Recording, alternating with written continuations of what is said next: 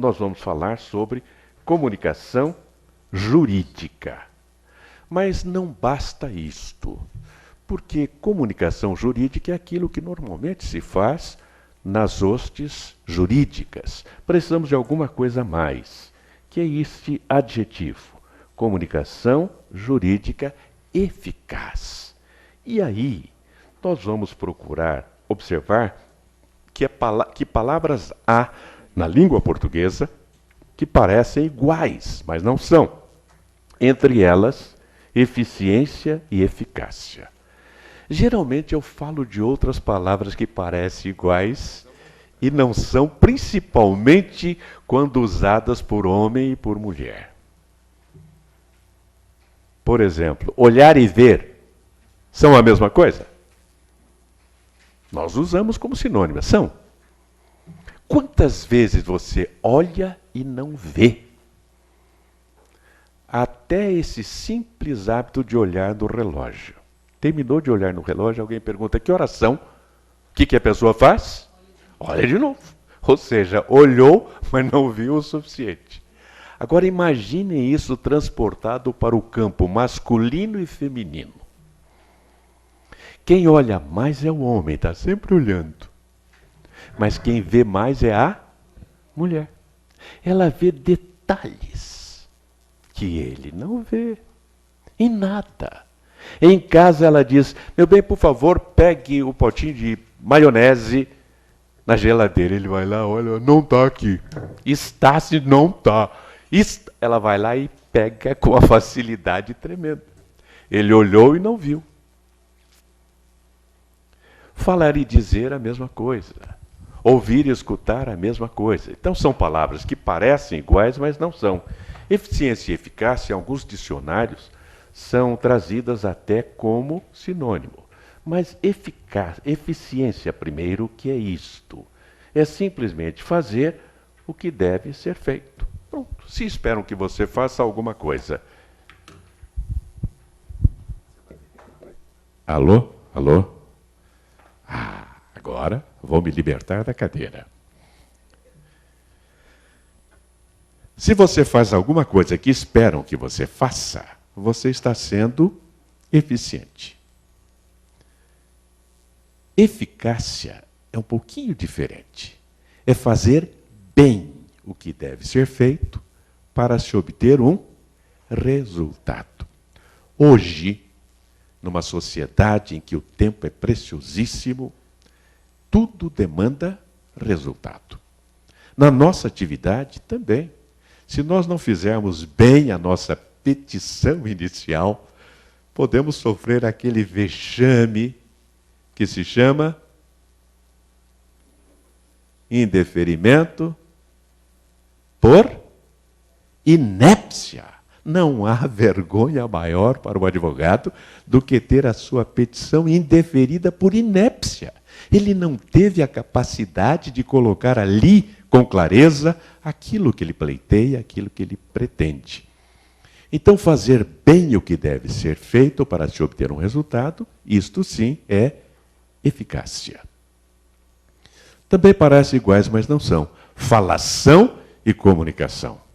Há pessoas que acham que falam bem porque falam bastante. Ou seja, falação em quantidade. E o exemplo que temos aqui, já algo ultrapassado, é este. Lembram-se dele? Pois é, há uma frase dele. Cheguei à conclusão, talvez um pouquinho tarde, de que os discursos devem ser curtos. Ele chegava a falar 7 horas. E nós temos dito sempre que só há 2 tipos de discurso: os bons e os longos. Parecem iguais, mas não são também. Falação em qualidade. Vocês já notaram quantas asneiras nós falamos ao longo do dia? Já perceberam isso? Não. Asneiras. Falta de qualidade no que estamos falando. A pessoa às vezes diz para você: quer que eu seja sincero? O que você vai dizer? Não. Por favor, seja hipócrita, não seja sincero. Essa é a pergunta que se faz. Outros dizem, posso dizer a verdade? Não, só pode dizer a mentira, verdade não. E por aí vamos, dizendo asneiras, ou seja, falta de qualidade na comunicação. Traga isto para a esfera profissional e vão ver o desastre que nós cometemos. Lembram-se dele? Alguém se lembra? Esta linha de lâmpadas aqui pode ser apagada? Não. Primeira fileira? Alguém se lembra? Ele foi ministro do Supremo Tribunal Federal. Homem inteligente, homem competente, claro, senão não teria chegado lá. Mas, às vezes, pessoas inteligentes dizem coisas estúpidas. Não vou pedir que ninguém dê um exemplo pessoal. Mas quantas vezes, não? Um dos homens de boa comunicação, não entro em outros detalhes, mas de comunicação muito boa, um político hábil, sempre soube se sair de qualquer situação, certa feita disse, está com vontade, estupra, mas não mata. Lembram-se disso? Um homem inteligente. Um outro homem inteligentíssimo foi presidente da nossa Federação Paulista de Indústrias. Portanto, um homem também com uma boa preparação, gentilíssimo, cortês. Disse, referindo-se à então ministra da Indústria, Comércio e Turismo, Doroteia Werneck. Disse, ela é muito inteligente, embora seja mulher. Eu não quis dizer o nome, mas o Mário Amato, pessoa finíssima. Quem o conheceu? Um gentleman, sempre. Acontece. Pessoas inteligentes dizerem coisas estúpidas. E aí, o ministro, Maurício Correia, disse, há 16 anos, o senhor Joabson Martins namorava minha filha. Ele começou a se interessar pela chácara e tomar conta dos porcos. Um ano depois, ele casou com minha filha e passou a explorar aquilo como lazer. Aquilo o quê, senhor ministro?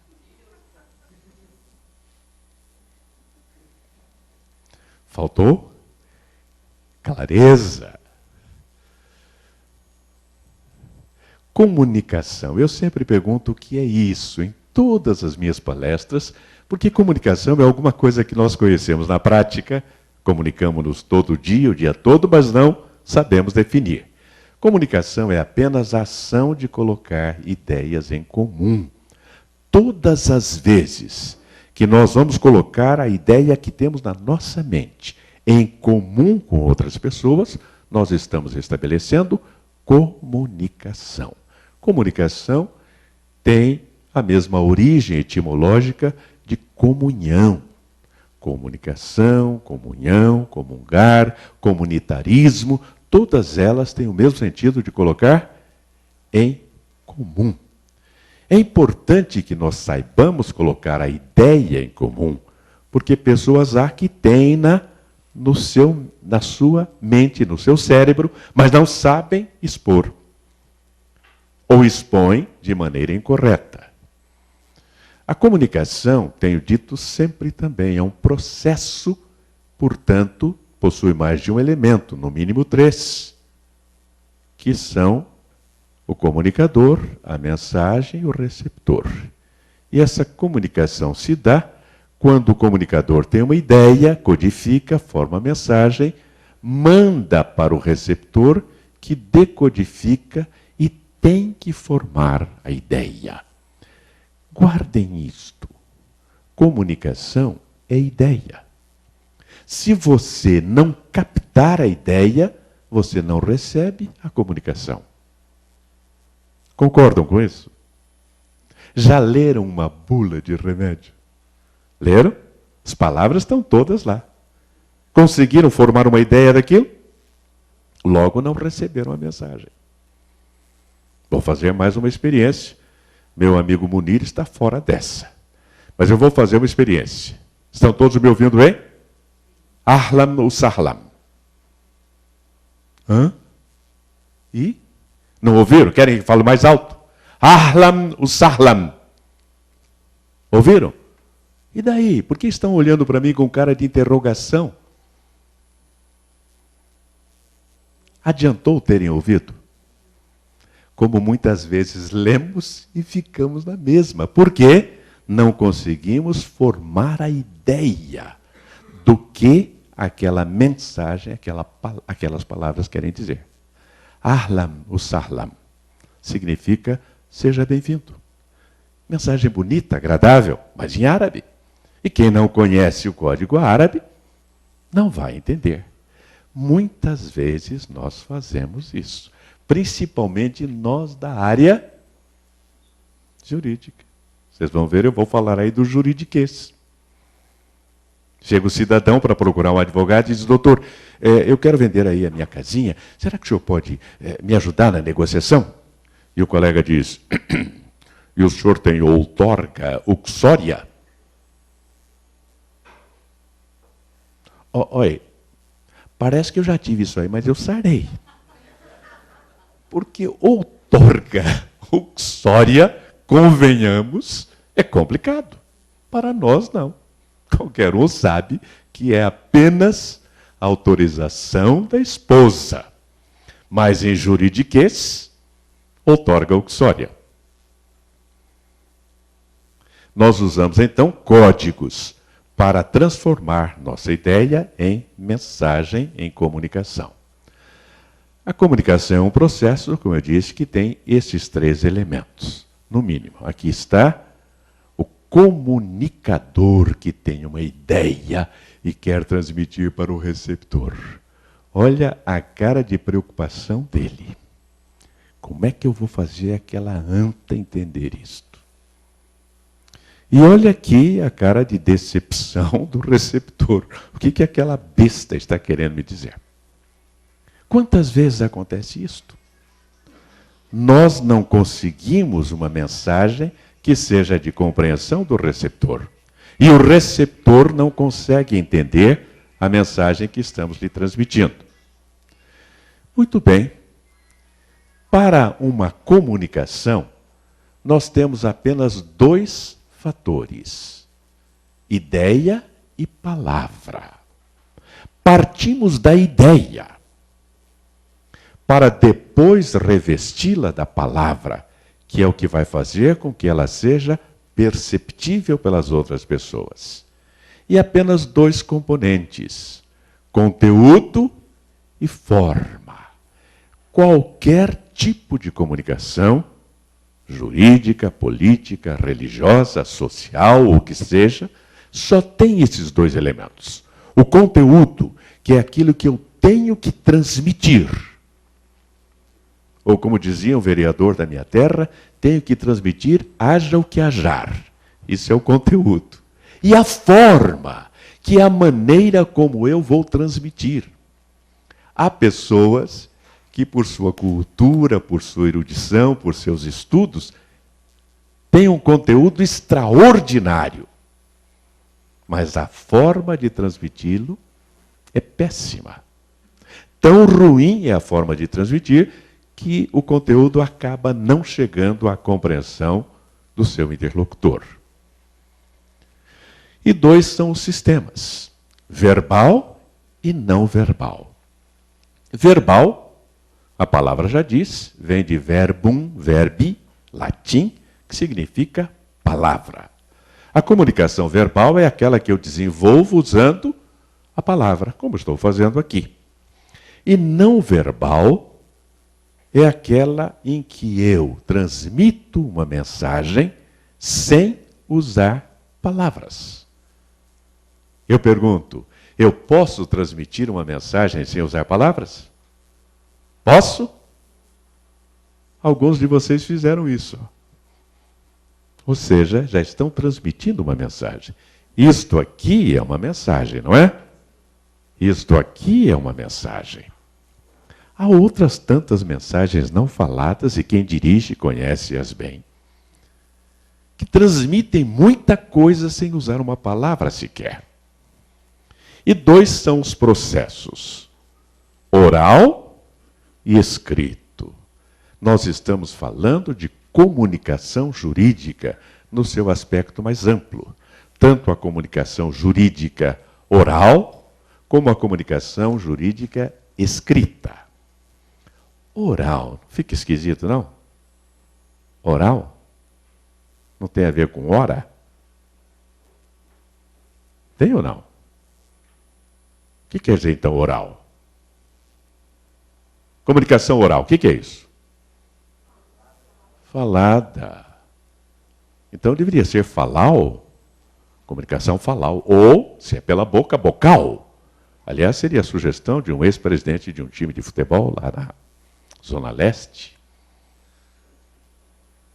Vicente Mateus. Se é pela boca, é bocal. Pela mão não é manual. Ocorre que vem do latim. E no latim havia duas fontes para as palavras. A fonte popular, em que boca é buca, buca é da primeira declinação, e a fonte erudita ou clássica, em que boca é os, oris, da terceira declinação. Os, oris. E a palavra em latim era enunciada pelo nominativo, caso do sujeito, e pelo genitivo. Os, nominativo, a boca. Oris, genitivo, caso da posse, da boca. E oratória veio exatamente do genitivo, da boca. Logo, oratória é toda comunicação que transita pela boca. Toda comunicação falada é oratória. Porque há quem pense que oratória seja só o uso da comunicação para grandes públicos, ou para o advogado criminalista que vai defender o seu cliente no júri. Não. Ou o pregador, qualquer tipo de comunicação falada é oratória. Até aquela dialogada, que você está falando com uma pessoa só. As técnicas, os princípios são os mesmos. Dois hemisférios são utilizados na comunicação. O hemisfério da razão e o hemisfério da emoção. Tenho dito sempre que lá atrás imaginavam que o cérebro humano fosse um todo, homogêneo, compacto, nada mais. A partir dos anos 60, começa a haver uma outra interpretação. Em 1962, Roger Sperry demonstrou que, na realidade, são dois hemisférios distintos. O hemisfério esquerdo, da razão, da lógica, e o hemisfério direito da emoção, da criatividade. Mais tarde, com a criação e desenvolvimento das neurociências e dos equipamentos voltados à pesquisa das neurociências, foi mais fácil mapear o cérebro humano. Porque lá atrás estudavam o cérebro de pessoas mortas, geralmente soldados, portanto, cérebros masculinos apenas. E aí os olhares de interrogação são voltados para isso, mas há diferença. Cérebro masculino e feminino são diferentes? São ou não? São? É claro, o cérebro masculino é de homem, o cérebro feminino é de mulher. São diferentes. O cérebro masculino é maior, pesa mais, e isto, mostre para ela aí. E tem mais neurônios. Os homens têm cerca de 4 bilhões, ouviram bem, senhoras? 4 bilhões. Isto aí não entrou em nenhuma pesquisa. 4 bilhões de neurônios a mais do que as mulheres. É bom que repitamos isso, né? 4 bilhões. Bom, usa para tentar entender a mulher. E não consegue. É.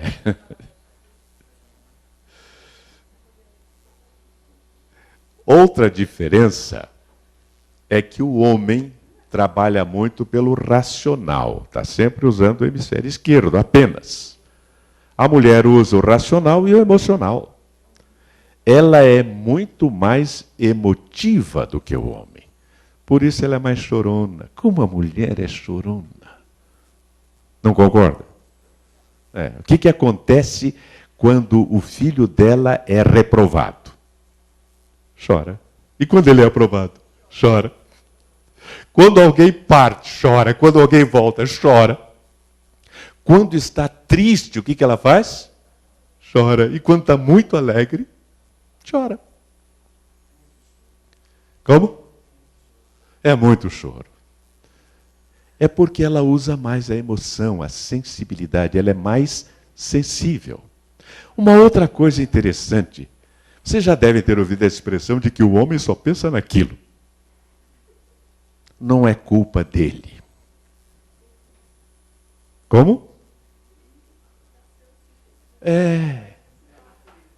O coitadinho, durante a sua vida toda, praticamente tem um só hormônio: testosterona. Testosterona. E a testosterona é o hormônio da agressividade, inclusive sexual.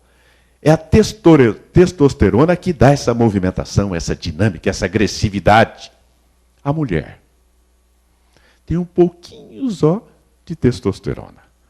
E ela tem progesterona, que pode também variar com o estrogênio, de acordo com a emoção, com o momento, com situações. Então ela altera da progesterona para o estrogênio. E quando ela está naquela fase mais sensível e mais extraordinária, mais maravilhosa da vida da mulher, que é a gestação.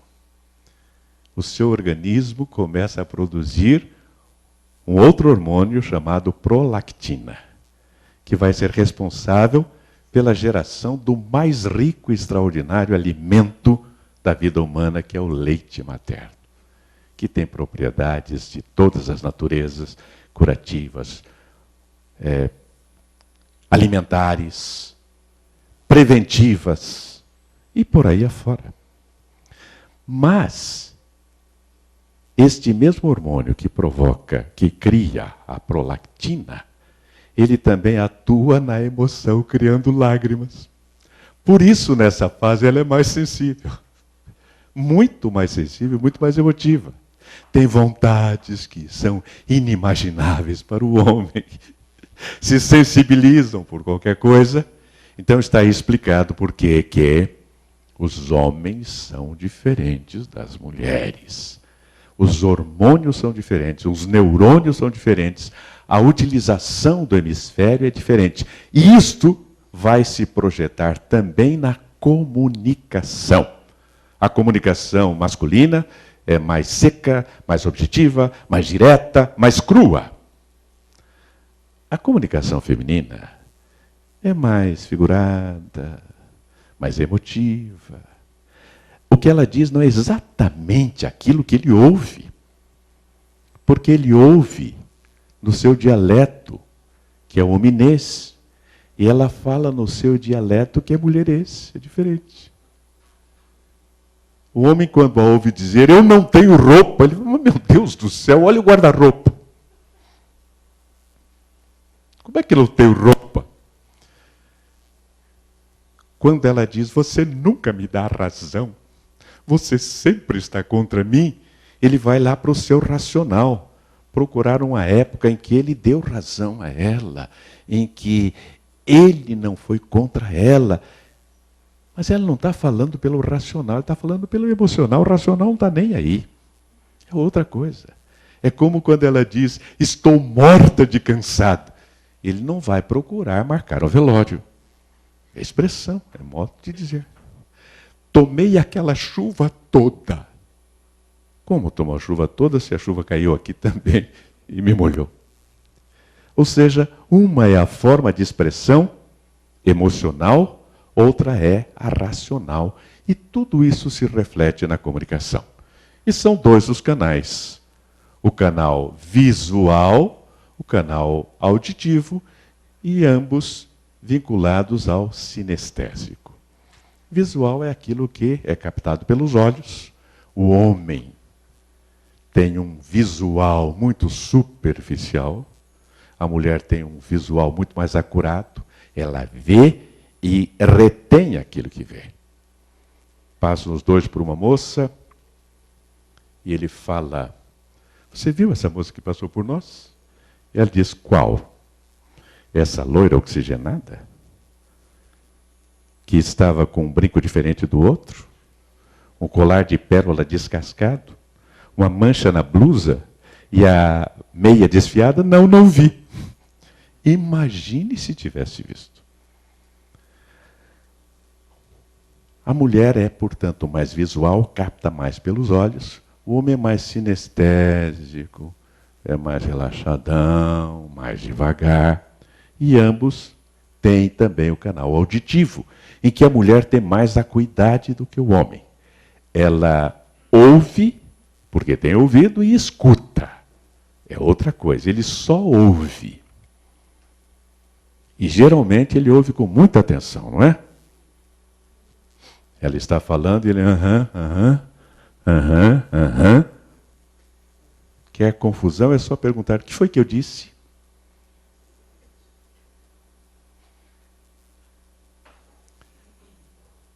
E ela? Ela ouve, escuta e grava.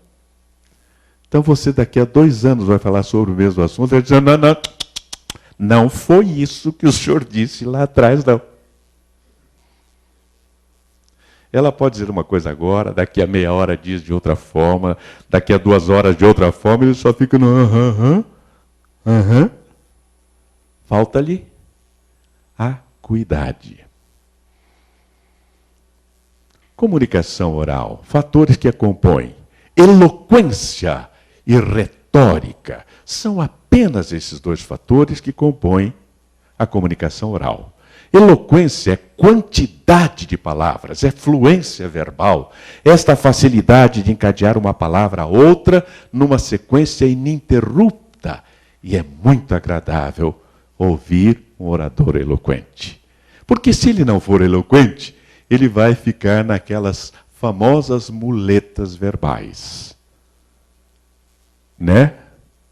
Tá? Certo?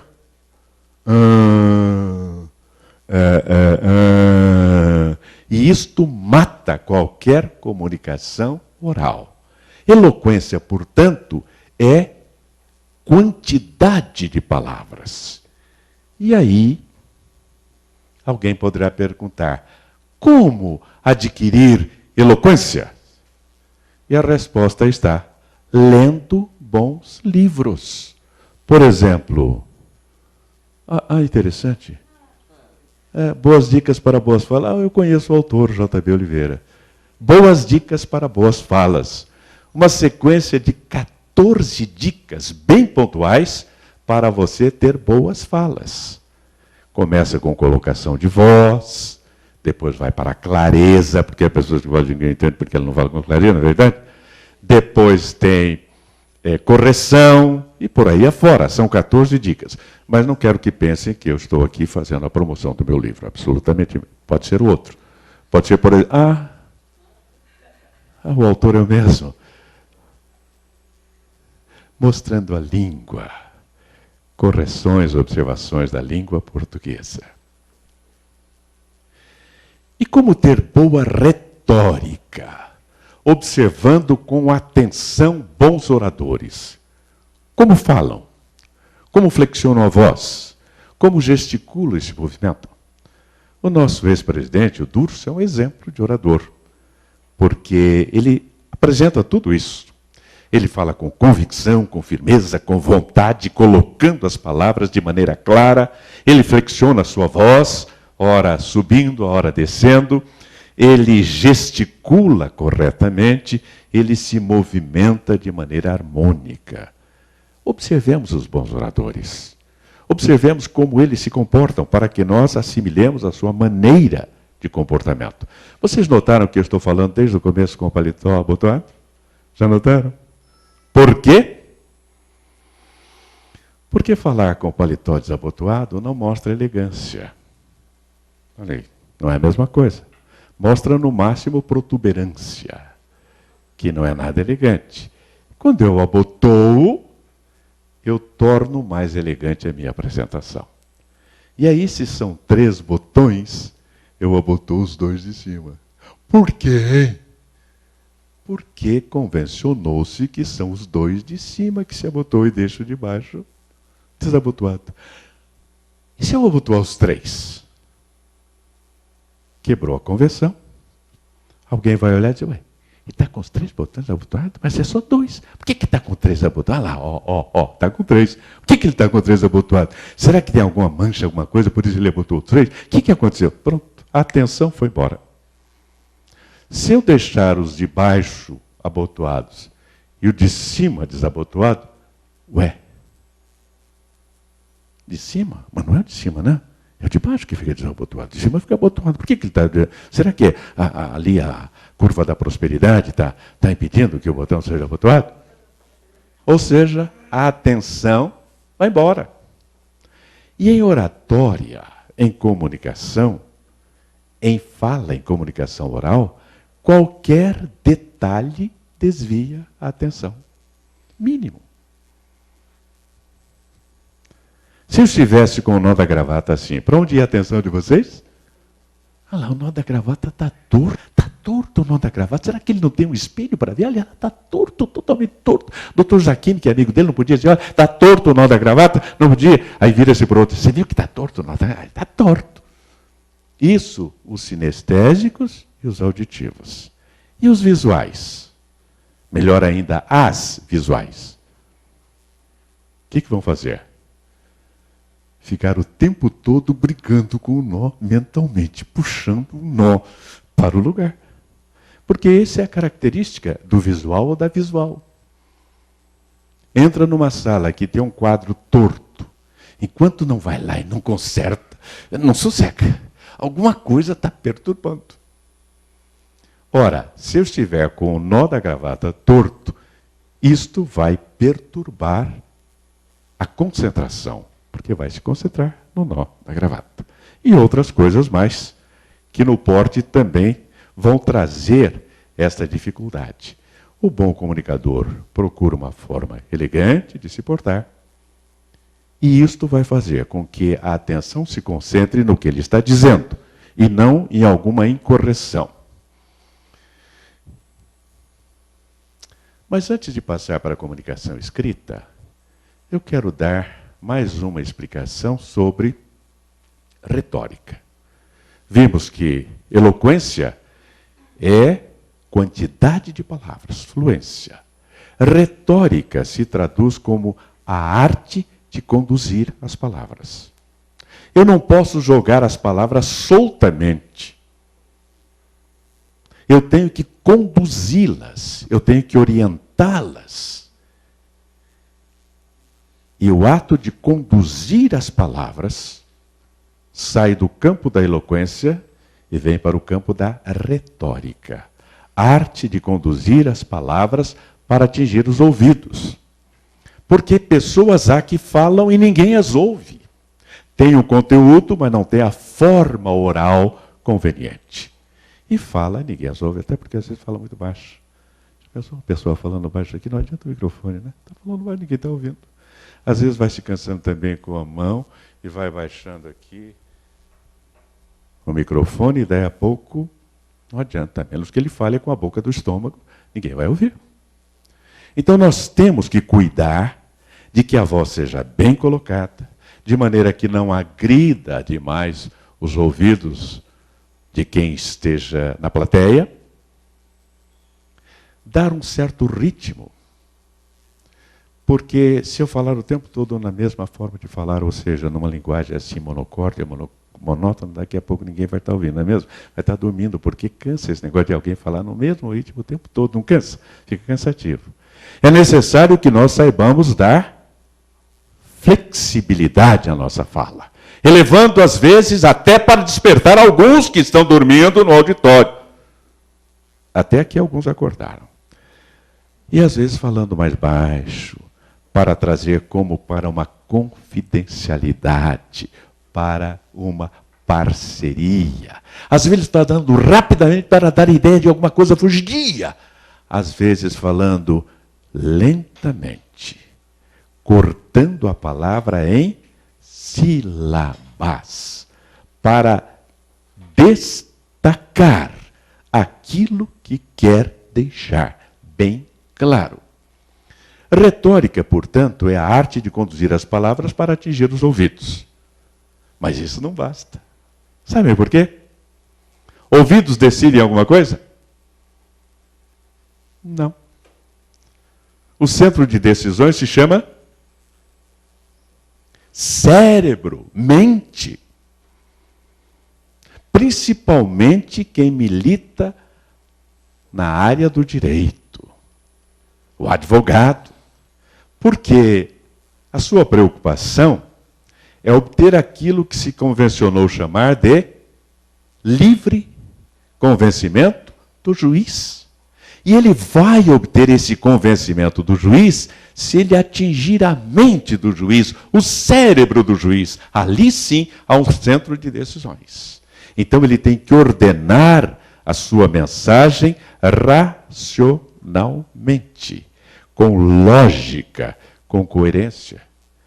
Porque no direito, a predominância é da lógica, da coerência. O próprio processo, a própria ação, é lógica pura.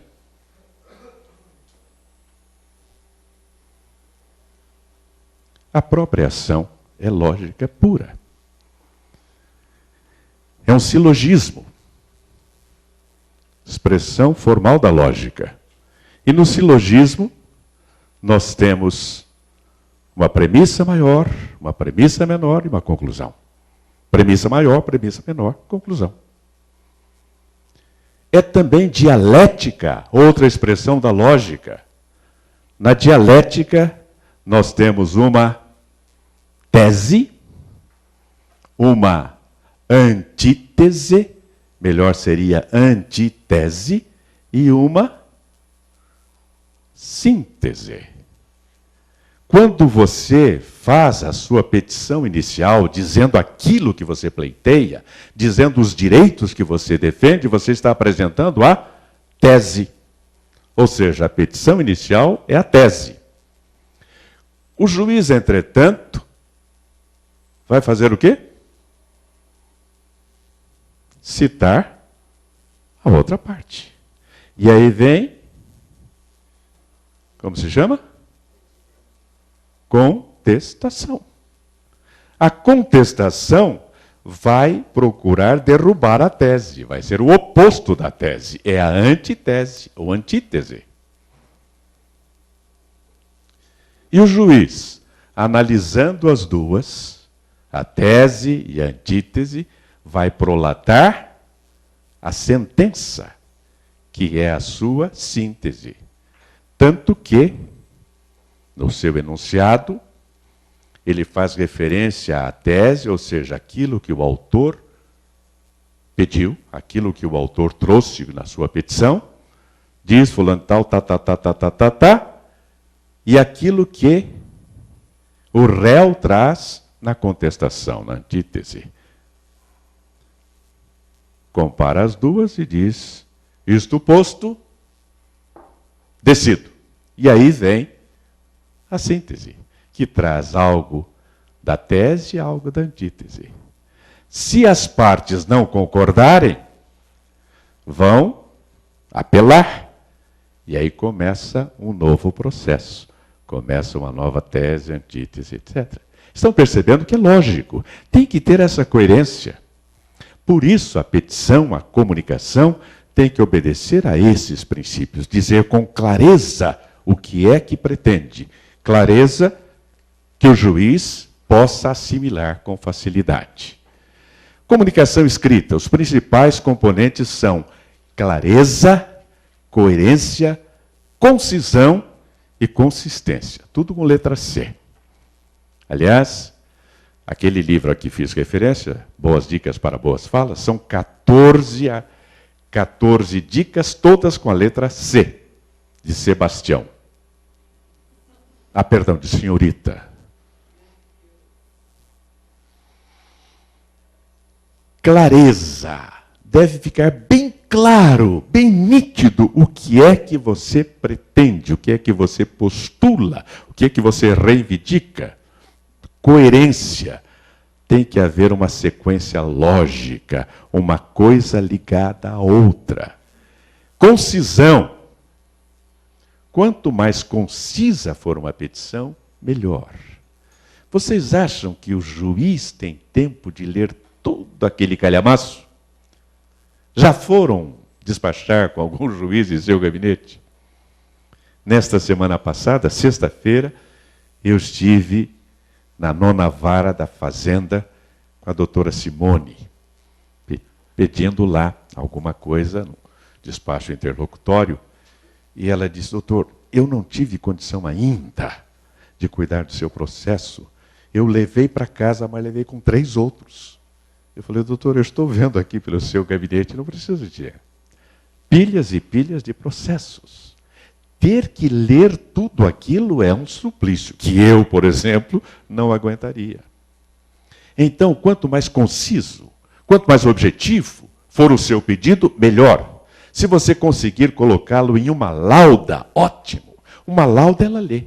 Agora coloquem 72 laudas.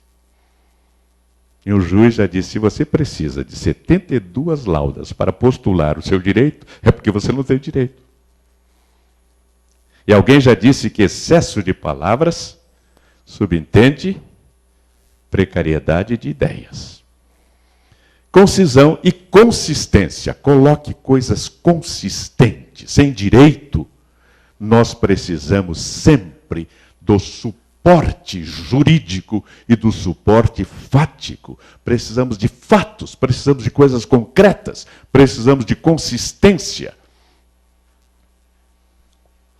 Valores indispensáveis da comunicação oral e escrita.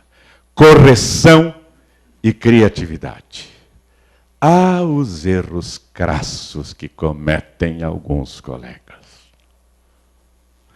Eu tenho dito que as universidades, viu, professor, deveriam ter, mais para o final do curso, 2 disciplinas obrigatórias.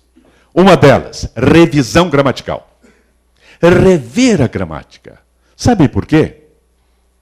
A gramática normativa ou expositiva, que nos serve por toda a vida, ela não é de nível universitário. Ela é do ensino fundamental, dos antigos primário e ginasial. É ali que nós aprendemos a gramática. A partir dali, adeus. Não temos mais contato com ela. Vamos estudando outras disciplinas e nos afastando da gramática. E aí começamos a incidir em erros, alguns grosseiros. E o que é pior, induzir pessoas em erro. Ah, o doutor falou assim, então assim que é o certo. Correção e criatividade. Alguma coisa diferente que fuja à mesmice, que atraia a atenção e torne agradável a leitura ou a oitiva. Uma correção gerando outra, uma incorreção.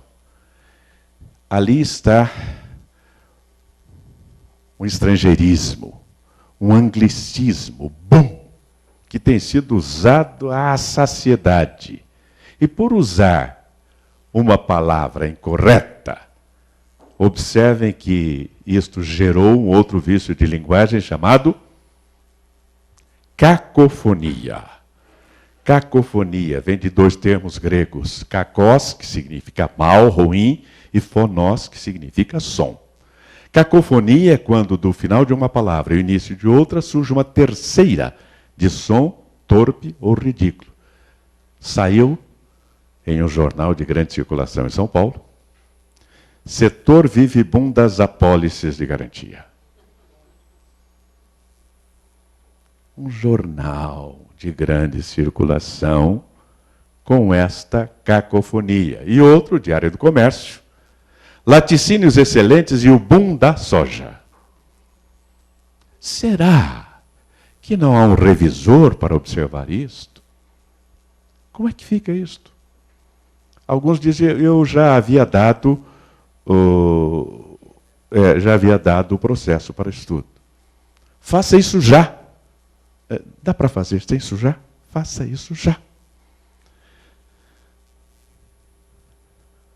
E na área da comunicação jurídica?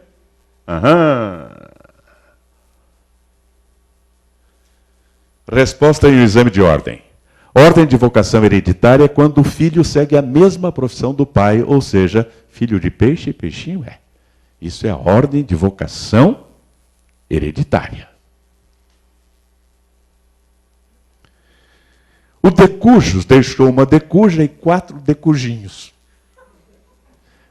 De uma petição e inventário em Sorocaba.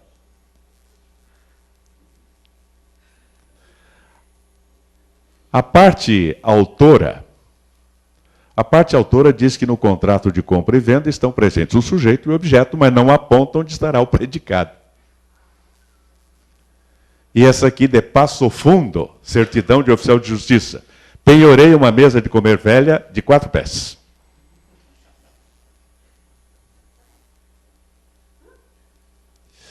Muito cuidado com o juridiquês. Está se combatendo nas universidades, nas faculdades, o uso excessivo do juridiquês. O uso também do latinês, que se torna cada vez menos necessário e menos usual. Aqui está o que escreveu o secretário jurídico do município de Jaboatão dos Guararapes, em ofício ao secretário de Finanças.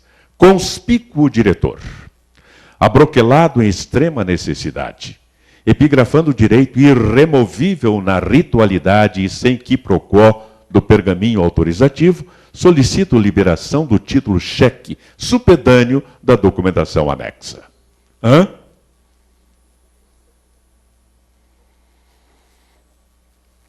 Eu recebi um cartão de um colega, claro que não vou identificar, mas dizia assim na parte de cima. Importante, o direito não socorre quem dorme. Ótimo, o direito não socorre quem dorme. Ótimo. Mas ele quis botar também em latim. Juris non succurrit dormientibus. Eu comecei a analisar de trás para frente. Bom, dormientibus deve ser ônibus leito. Porque bus é o termo que nós usamos para leito. Bus. E dormiente, em quase todas as línguas, principalmente nas latinas, tem algo a ver com dormir. Dormir é dormir. Juris non succurrit. Se ele quisesse usar o latim, fosse procurar a forma correta. Não seria juris, mas sim jus, ou ius, porque juris, nós vimos aqui, é o genitivo, quer dizer, do direito. A forma seria jus ou ius, uma vez que no latim não havia a letra J. Daí a expressão INRI, Jesus Nazarenus Rex Judeorum. Non succurrit dormientibus. É uma palavra só, dormientibus, aquele que dorme. Aí sim, seria correto. Jus non succurrit dormientibus, ou jus dormientibus non succurrit. Ele vai além, no verso dizia assim, outro sim, intermedia-se negócios, desde que preencha os seguintes requisitos. Agente capaz, objeto lícito, forma prescrita e não defesa em lei. Hoje, com o novo acordo ortográfico, admite a forma intermedia-se, que é mais sonora. A correta seria intermedeia-se, que cá entre nós agride a eufonia. Então é admissível. Mas intermedia-se negócios. Não temos aí uma caso da voz passiva? Então não seria negócios são intermediados? Então intermediam-se negócios. Desde que preencha os seguintes requisitos. Quem preencha? Os negócios. Então, desde que preencham os seguintes requisitos. Agente capaz, objeto lícito, forma prescrita ou não defesa em lei. não é um aditivo, é um alternativo. Um caso real de dano gerado pelo juridiquês. Vocês devem ter acompanhado isso, foi no ano 2000, quando Gleison Lopes de Oliveira, segundo consta, teria assassinado o empresário Nelson Schincariol. Lembram-se? Pois bem, ele foi preso, seu advogado entrou com o pedido de HC, o tribunal mandou lá para a comarca de Itu um telegrama, aqui está a reprodução fiel do telegrama.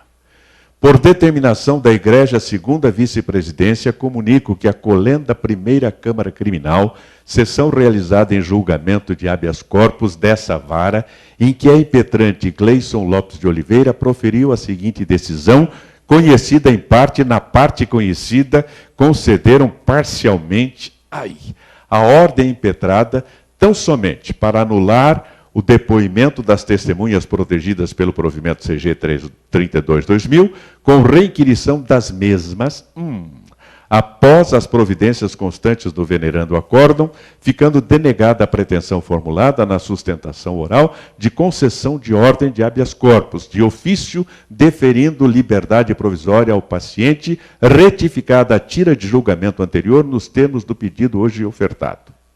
Alguém entendeu? O que dá para entender aí? O que acontece? O juiz, então, liberou o acusado. Pois é, aí está aqui, liberou. Aí o promotor, juiz, Dr. José Fernando Azevedo Minhoto, lá de Itu, entendeu que o despacho concedia o HC ao preso. Quando houve o protesto do Ministério Público, o juiz pediu novas provas. Descoberto o erro, ele reclamou da redação do telegrama do desembargador. Também palavras textuais. O telegrama acostado à folha 71, transmitido por determinação da segunda vice-presidência do Egrégio Tribunal de Justiça, de péssima redação, gerou dúvida quanto à extensão... Por falar em redação, extensão da concessão do habeas corpus, dando a entender que, face à anulação, faltou uma crase, um acento grave, a anulação parcial do processo teria sido deferida à liberdade provisória do paciente. Também não foi das melhores redações. O que ele leu aí, numa frase de 135 palavras num só parágrafo, ele leu o final. Deferindo liberdade provisória ao paciente. Pronto. Foi lá para o final. Deferindo liberdade provisória ao paciente. Mas isso aqui era parte do contexto, que começava aqui. Denegada a pretensão formulada na sustentação oral de concessão de ordem de habeas corpus de ofício, deferindo, quer dizer, ficou totalmente incompreensível. Criatividade. É possível em comunicação jurídica? Não, comunicação jurídica é um negócio assim, estabelecido, com normas, com preceitos, não dá para ser criativo, é sempre a mesma coisa. E por isso repetem sempre as mesmas petições, né? Só lá, hein? Copiar, colar, e nada mais. Fica uma coisa repetitiva, cansativa. É possível criatividade? Quais são os pré-requisitos que a lei exige para tornar válido um ato jurídico? Já cansaram de ouvir e repetir isso, né? O primeiro deles, agente capaz, objeto lícito, possível, determinado ou indeterminado, ou determinável, e forma prescrita ou não defesa em lei. Significa que se você fizer uma enunciação mostrando que o agente é capaz, e por isso você coloca lá as suas características, fulano de tal, brasileiro, dando a sua condição de agente capaz. O que ele pleiteia, que é o seu pedido, e obedecendo uma forma prescrita, em alguns poucos casos, ou não defesa em lei. Basta que não ofenda a lei, não precisa ser igualzinha às demais. E aqui vocês têm um exemplo. uma sentença prolatada em verso. Já viram ou não? Uma sentença todinha prolatada em verso. Valdemar Marques Ernesto, nos autos com qualificação, foi apontado pelo João como autor de crime funesto. O promotor, muito durão, não teve dúvida, num gesto, denunciou o infeliz Ernesto como terrível bandidão. De passado pouco honesto, homem levado à breca, alcunhado por Fubeca, foi processado sem hesitação. E lá foi nosso Ernesto, pelo sim e pelo não, denunciado pelo João por delito de receptação.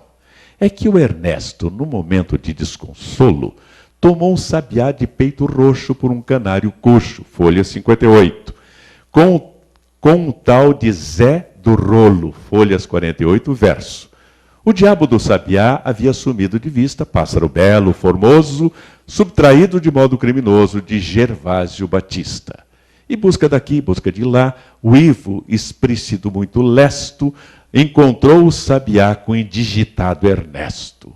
Denúncia recebida a mais de um aniversário, sem muita vela e sem velório, seguiu-se interrogatório e os demais pontos do sumário.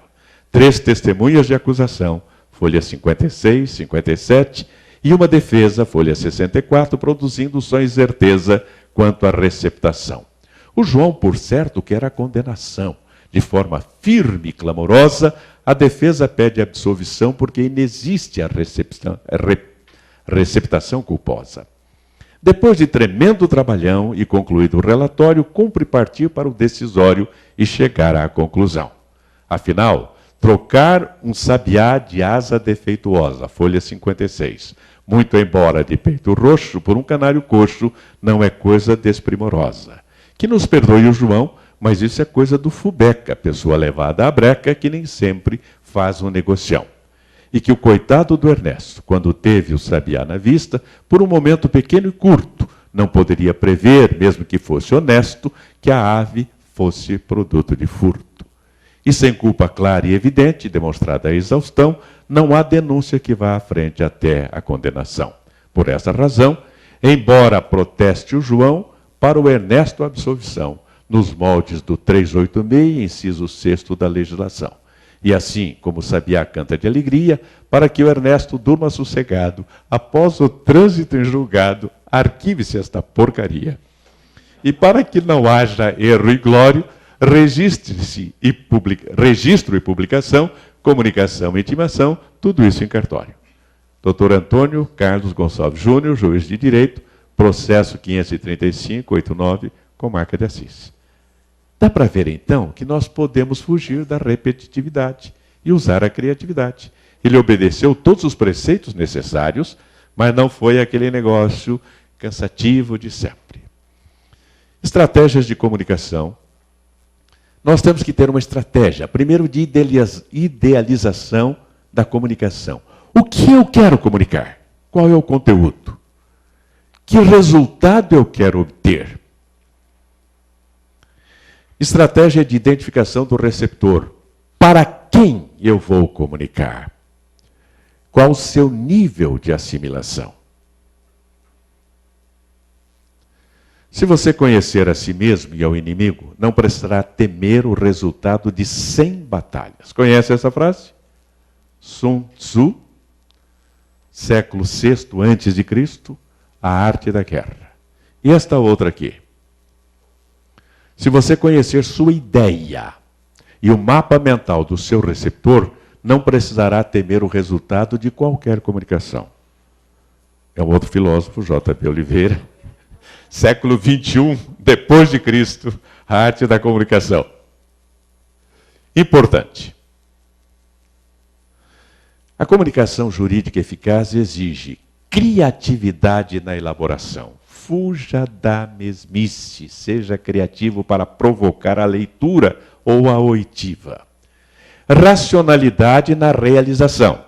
Ao colocar em realização, racionalize para atingir o cérebro.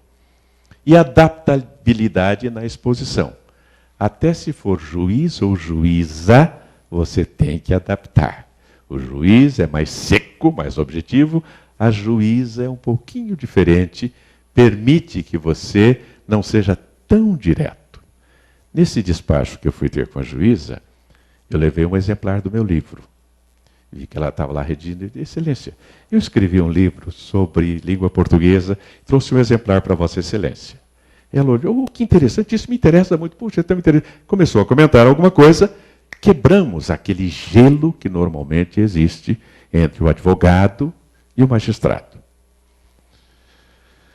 A comunicação jurídica, como qualquer comunicação, deve ser uma via de duas mãos, ligando comunicador e receptor. E vice-versa. Assim, comunicador, receptor. Daqui para lá, de lá para cá. Sempre que você consegue fazer com que falem em resposta ao que você está dizendo, ou está escrevendo, claro, você tem resultado. Nunca será mão única assim. O comunicador falando para ele mesmo e, consequentemente, o receptor falando consigo mesmo. Porque quando falam comigo alguma coisa que não me interessa, eu desligo quem está falando e eu me ligo em mim mesmo. Eu sempre tenho alguma coisa para falar para mim mesmo. Um lembrete, um aviso. Isso acontece com todo mundo.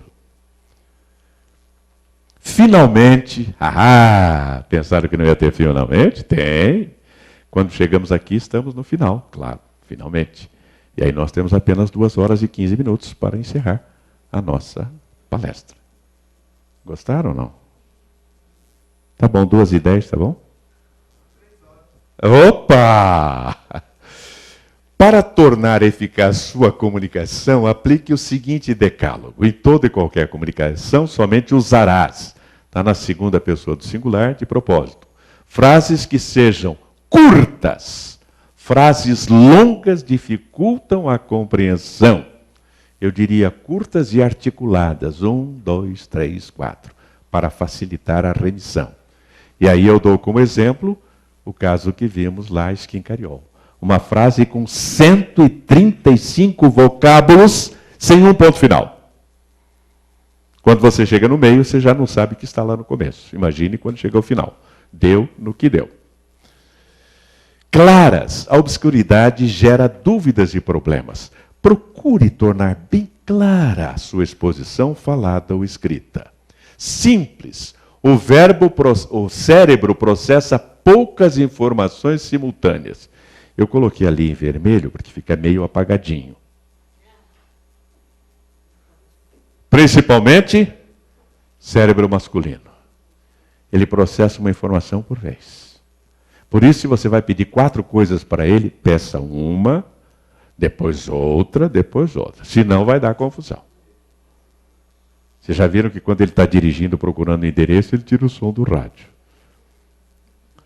4 positivas. Comunicação negativa é não comunicação. Evite ao máximo usar a forma negativa.